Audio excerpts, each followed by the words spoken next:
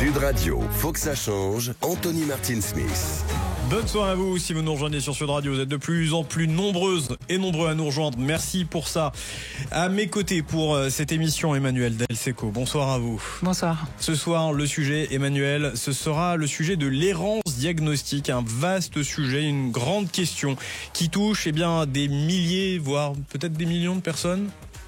Près d'un Français sur deux a déjà été confronté à l'errance diagnostique, dont 30% à titre personnel et le reste pour l'un de leurs proches. C'est ce que révèle une enquête OpinionWay pour Made in Tech qui a été dévoilée en janvier 2025, avec des impacts psychologiques, socio-économiques importants, avec des pertes de chance face à la maladie. C'est vraiment un sujet important. Ouais. Peut-être définir ce que c'est que l'errance diagnostique. Oui, j'allais vous le demander justement. Qu'est-ce que l'errance diagnostique ? C'est une période durant laquelle il est difficile d'obtenir un diagnostic clair ou des soins adaptés à sa situation de santé. Alors ça touche principalement les femmes à 49%. J'aurais pensé beaucoup plus, mais on pourra peut-être en débattre avec nos invités, puisque nous n'avons autour de cette table ce soir que des femmes. Moi, je suis ravi, en l'occurrence. Justement, vos invités, Emmanuel Del Secco. Alors, Camille Fourré. Bonsoir à vous, Camille. Vous êtes, vous avez un compte Instagram, Motherfucker. Bon. Alors je précise. On ne traduira pas. C'est. Non, mais c'est feu comme le feu et cœur comme le cœur. Je suis restée très polie. Voilà. Ah, beau jeu de mots alors. Ouais. Exactement. Et vous êtes maman et auteur du livre Un enfant pas comme les autres. Vous allez nous raconter votre histoire. Oui. Nous avons ensuite. Par téléphone. Agnès Dumas. Ah bon, alors, ok. Allez-y, Emmanuel. Tu m'as sauté. Donc, Agnès, vous êtes chercheuse à l'INSERM, vous êtes sociologue et vous avez collecté de nombreux récits de famille dans le cadre de plusieurs recherches et donc vous travaillez notamment sur le parcours diagnostique. Ah oui, je vous ai coupé parce que vous vouliez détailler un peu plus sur Camille. Non, parce que Camille, elle va se présenter toute seule. Voilà, exactement. Comme une grande. Autour de la table, ici, dans le studio, on vous a déjà reçu il y a de cela 2-3 semaines, je crois, Lali. Oui, bonsoir. Bonsoir à vous. Vous avez été diagnostiqué à 43 ans autiste. Oui, enfin, en ça. tout cas, avoir un trouble du spectre autistique. C'est ça. Et la dernière fois, on vous avait un peu coupé, comme je viens de le faire avec Emmanuel. Je suis désolé, Emmanuel, c'est plus fort que moi. Je vais me faire taper sur les doigts.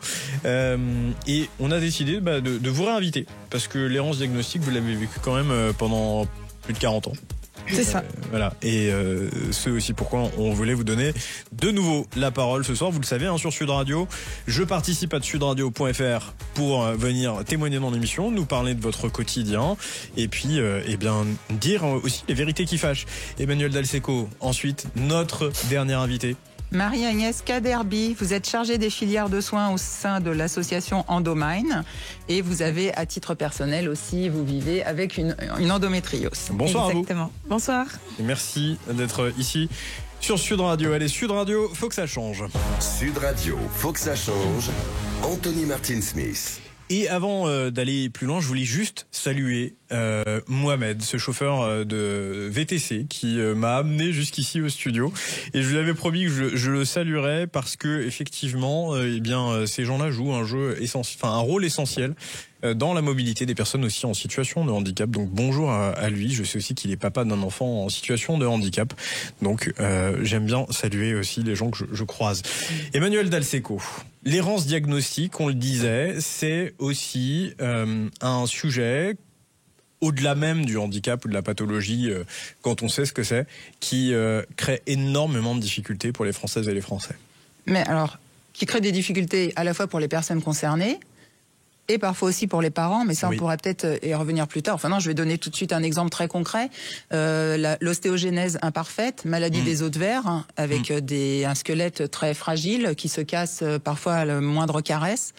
On a parfois accusé des parents de maltraitance envers leurs enfants. Donc voilà, c'est un retentissement non seulement sur la personne concernée, mais parfois ça peut aller très loin avec des enfants qui sont placés, qui sont retirés de leur famille pour ces raisons-là, parce qu'on les accuse de choses dont ils ne sont pas responsables. Notamment, les parents emmènent les enfants à la moindre fracture à l'hôpital de façon répétitive, et là, il y a une suspicion de la part du corps médical qu'il y aurait peut-être une maltraitance de l'enfant.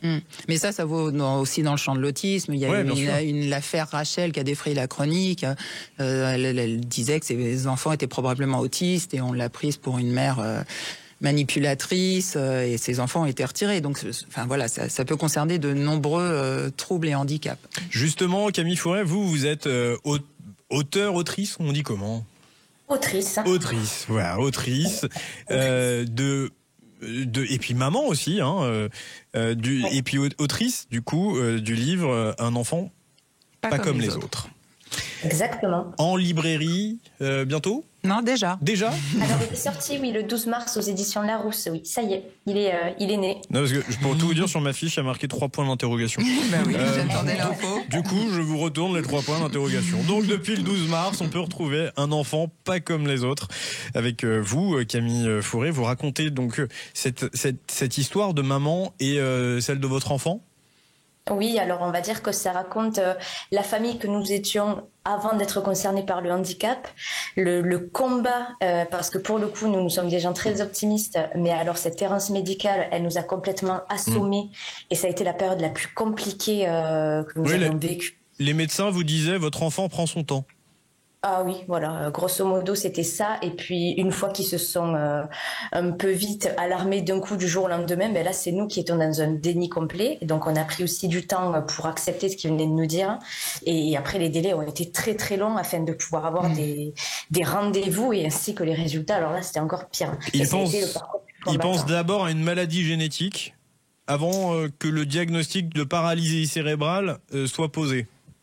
Alors je pense qu'ils ne pensent à rien. D'accord. Ok. Et qui non, mais c'est vrai. En fait, maintenant qu'on a pris beaucoup de recul, on se dit que forcément, alors nous, notre fils, il avait un retard de développement, donc sur l'aspect moteur. Donc effectivement, je me mets à la place des médecins aujourd'hui, ce que je n'ai pas fait à l'époque. Et en fait, je me dis, oui, ils savent pas vers où aller, ce qui est complètement normal. Ceci dit, ils ont ouvert le champ des possibles, donc ils sont allés vers la génétique, ils ont programmé un IRM, tout ça, ça s'est fait en 1 an et demi. Et Aaron a été diagnostiqué qu'à ses 2 ans et demi, mais oui, ils sont allés partout, et je pense que c'est là où ils se perdent un peu, et c'est là où le discours est très compliqué vis-à-vis des parents, où voilà, je pense que c'est là où il faut un petit peu plus de formation et de compassion et d'empathie pour les parents qui vivent quelque chose d'assez dur à ce moment-là. C'est cette période-là où on ne connaît pas notre adversaire, où on est le plus fébrile. Hein. Quel âge il a, votre petit bout ? Pardon, Emmanuel. Non, mais... il va faire 4 ans en juillet. 4 ans, ouais. Non, mais ce qui est fou dans cette histoire, c'est que la paralysie cérébrale, c'est quand même le premier handicap moteur chez les enfants. Ouais. Donc on peut pas dire qu'on connaît pas. C'est pas une maladie rare, c'est pas. Surtout que mine de rien, la grossesse d'Aaron a été assez compliquée parce que moi j'avais perdu ma mère pendant la grossesse, donc aux 6 mois de grossesse, et j'ai été directement hospitalisée pour menace d'accouchement prématuré. Mon corps a été sous le choc et je contractais tous les jours, et mon fils voulait arriver tous les jours dès les 6 mois. Donc j'ai été hospitalisée pendant 2 mois. Donc c'était quand même une grossesse qui a été très bien surveillée. Aaron est né très légèrement prématuré, et automatiquement quand un enfant naît légèrement, prématuré tout court, on fait l'examen du placenta. Et en fait, il est revenu que mon placenta avait eu une anomalie, en fait, une malperfusion placentaire, donc un souci d'oxygénation. Et je me dis, mais en sachant ça, pourquoi ils n'ont pas visé l'IRM et l'aspect neurologique plus tôt ? Mais là, on peut le savoir directement, en fait. Et il nous a fallu 2 ans et demi, quand même. Dali, vous, quand vous étiez enfant, les médecins disaient quoi de vous ? Vous vous en rappelez ? Ils disaient pas grand-chose. Après, ce que les gens peut-être disaient de moi autour, alors il y avait un double discours. À l'école, c'était juste horrible. J'étais celle qui était toujours prise, ciblée pour le harcèlement, les moqueries, tout ça. Et à la maison, ça se passait bien. Je suis la 3e de 4 enfants, la 9e de 42 cousins germains. Donc là, c'est là que je trouvais mon équilibre et que je pouvais être heureuse. Mais après, dans la partie sociale, dans les cours d'école, ça a été l'enfer. Et à rebours, j'ai toujours eu l'impression d'être dans une espèce de dimension parallèle, espèce de clavier QWERTY quand tout le monde fonctionne en AZERTY, en fait.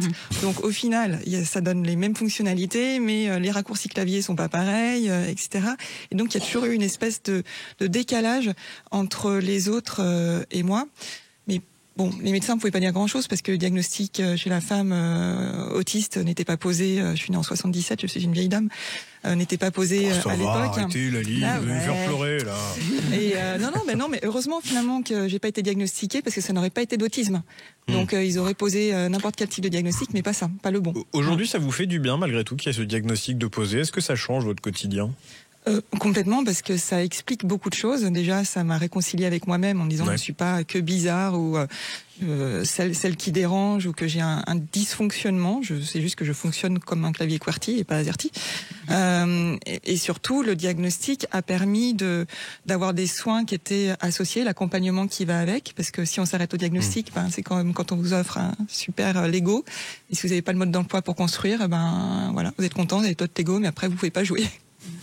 Mais est-ce qu'à l'inverse, une fois que vous avez eu le diagnostic, certains ont douté de votre autisme? Alors tout le monde s'est improvisé psychiatre. Ouais. Non, c'est pas possible, je connais une personne, un autiste, il est pas comme toi, t'es une fille, tu souris, machin, etc. Et encore, ça fait un tri naturel dans l'agenda, enfin dans le répertoire. Et encore aujourd'hui, en fait, on a l'impression qu'il faut toujours prouver la chose. Mais jamais on demandera à mon frère de prouver qu'il a un diabète. Et l'autre jour, je donne des conférences en entreprise, et il y a un monsieur en fin de conférence qui me dit: bon, alors vous prétendez être autiste, on veut bien vous croire, mais bon, est-ce que vous pourriez pas nous faire des trucs d'autiste pour nous le prouver?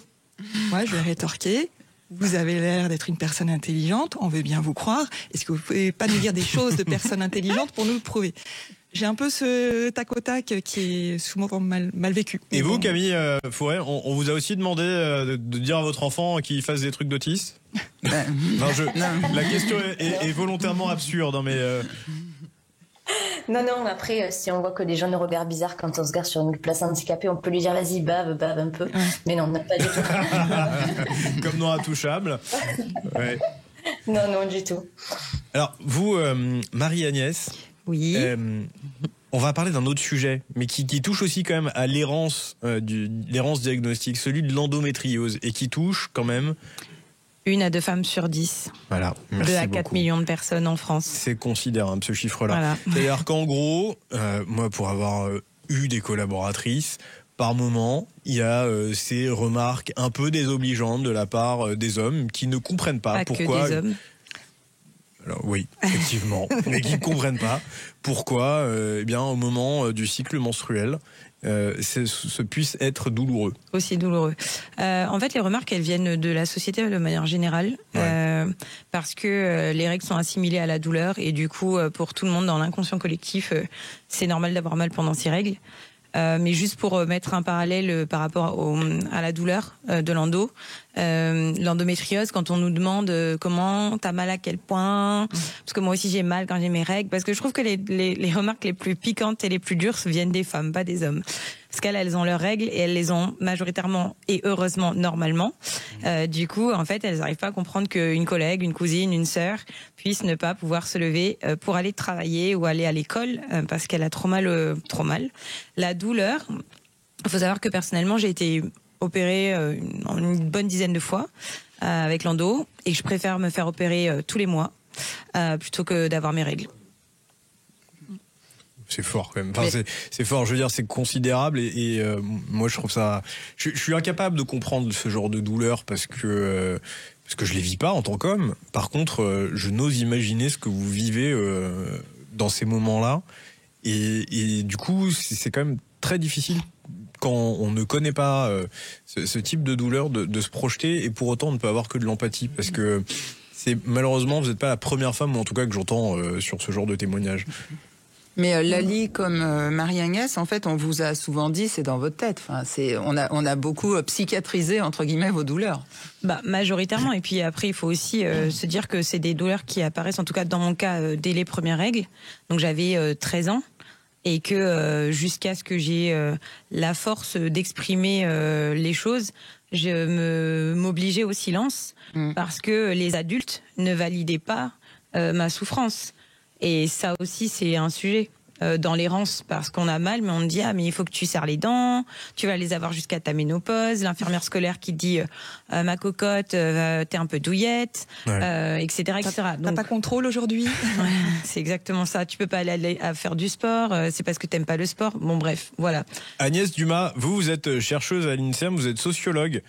Vous avez notamment recueilli beaucoup de récits de familles qui étaient dans l'errance médicale, et vous avez conduit des recherches et une étude sur notamment les pathologies endocriniennes rares. Qu'est-ce que donnent vos travaux ?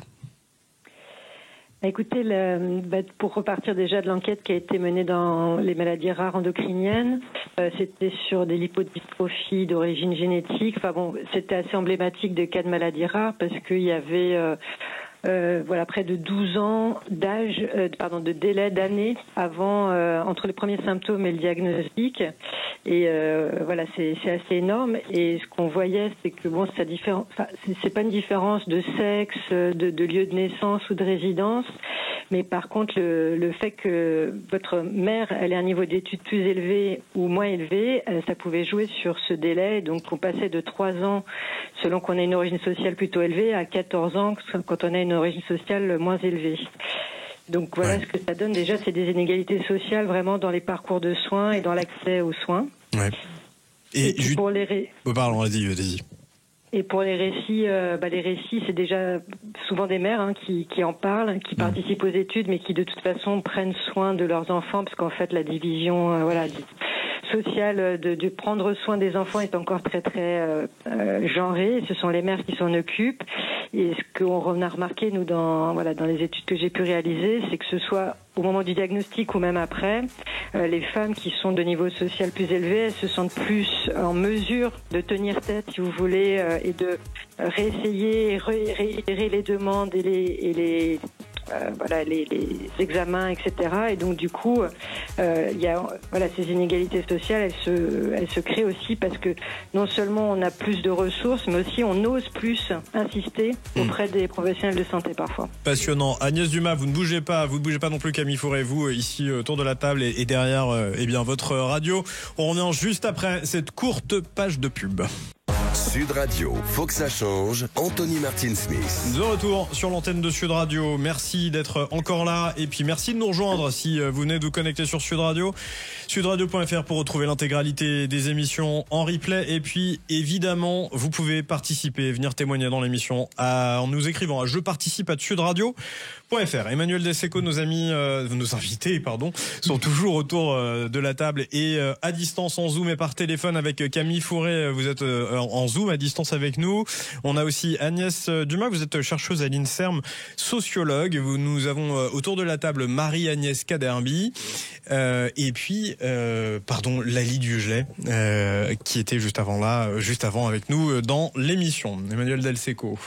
Donc sur l'errance diagnostique, ce qui nous occupe aujourd'hui, on s'est rendu compte que finalement les parents étaient souvent en première ligne pour faire eux-mêmes un diagnostic. Ça a été votre cas ou pas, Camille? Pour moi, oui, bien sûr.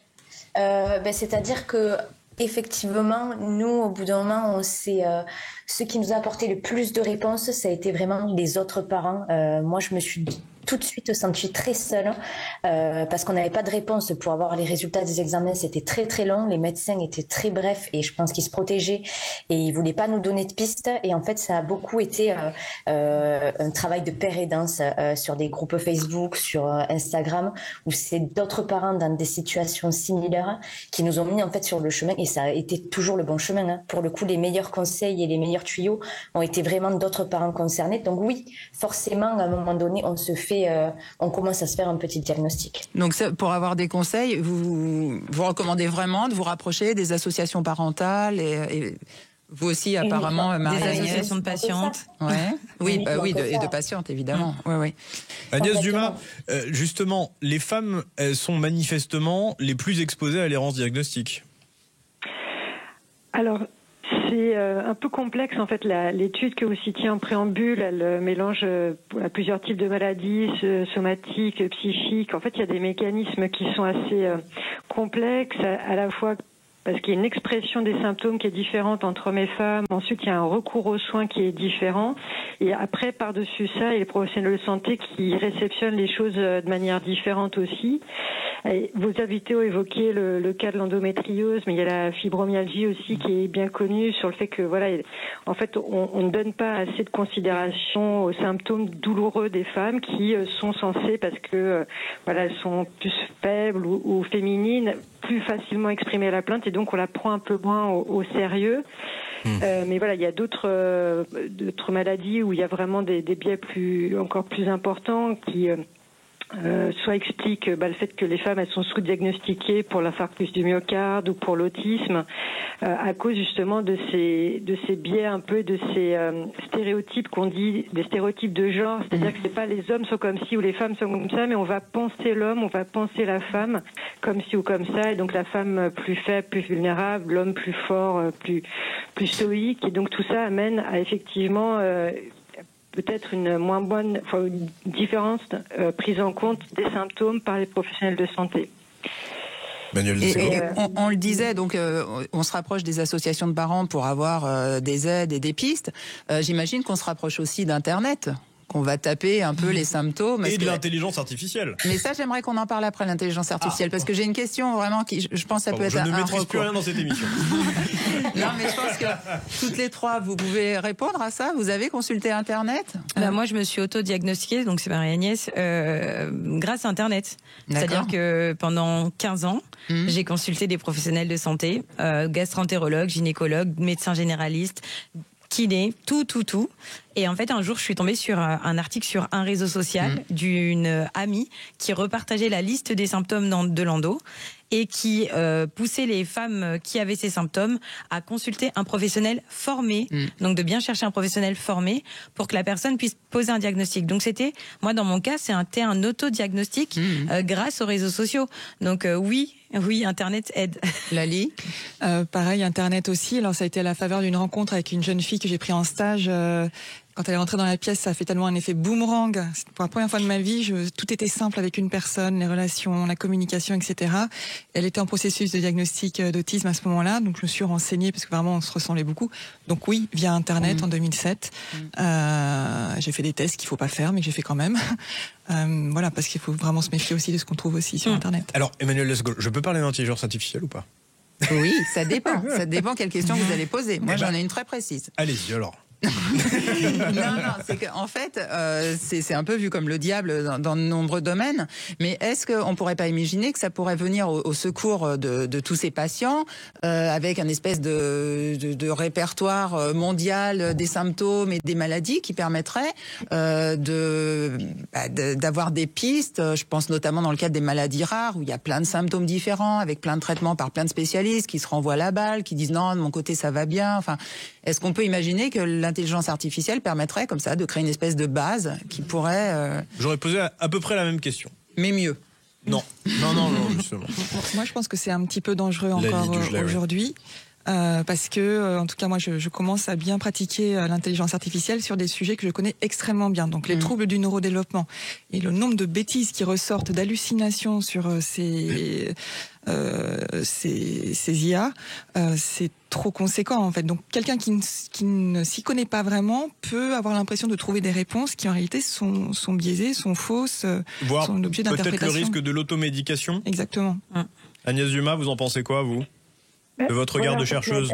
L'intelligence artificielle, c'est basé sur quoi? C'est basé quand même à la base sur des données. Et donc, les données, si elles sont trop complexes et qu'elles sont pas surtout quand même vérifiées, qu'il n'y a pas des contrôles de sécurité, ça peut aller effectivement dans tous les sens. Donc, aujourd'hui, dans le cadre de différents projets, il y a de plus en plus l'intelligence artificielle qui est intégrée au projet pour essayer d'aider à la gestion des symptômes pour des patients qui sont déjà en prise en charge. Mais il y a besoin d'avoir un entraînement et puis une vérification des résultats en fait. Est-ce que ça ne peut pas essayer d'aider et d'éclairer les médecins qui peut-être au départ diraient que c'est une gastro alors qu'en fait c'est autre chose? Camille a une réponse. Camille Furet, oui.